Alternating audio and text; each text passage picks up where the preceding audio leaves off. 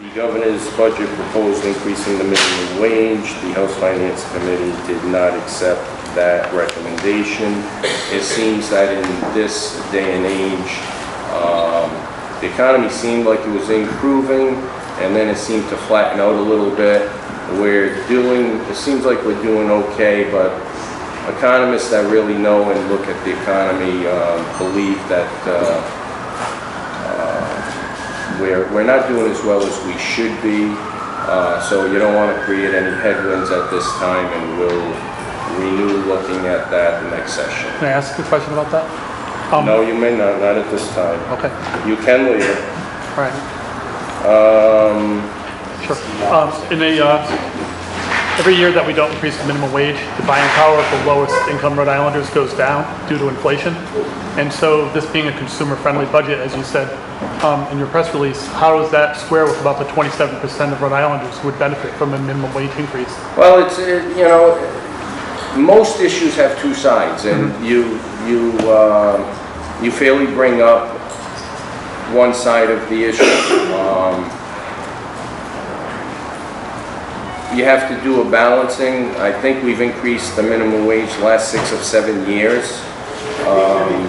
In the past, we've gotten requests, just hold it off a little bit, let us adopt the cost into our structures.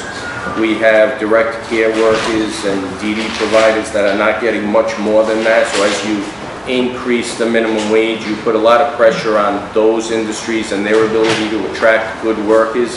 Much easier to work in McDonald's than to work in those industries.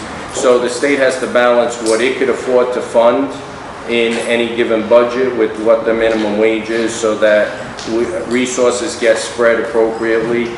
I make personal note of the fact that a lot of companies are going to automation with the minimum wage increasing, and they're actually, we've been saying for years they're going to cut jobs. They are doing it.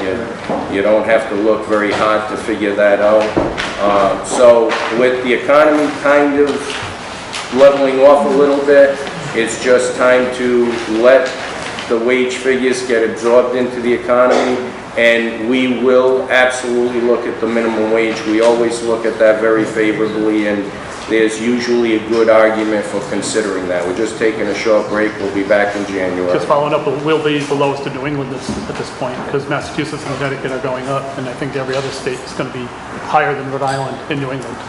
I'm not sure if those are the facts, but we usually try to be consistent with that. They also, if you're looking at Connecticut and Boston has a much higher cost of living than Rhode Island, so it's probably appropriate that we trail them a little bit.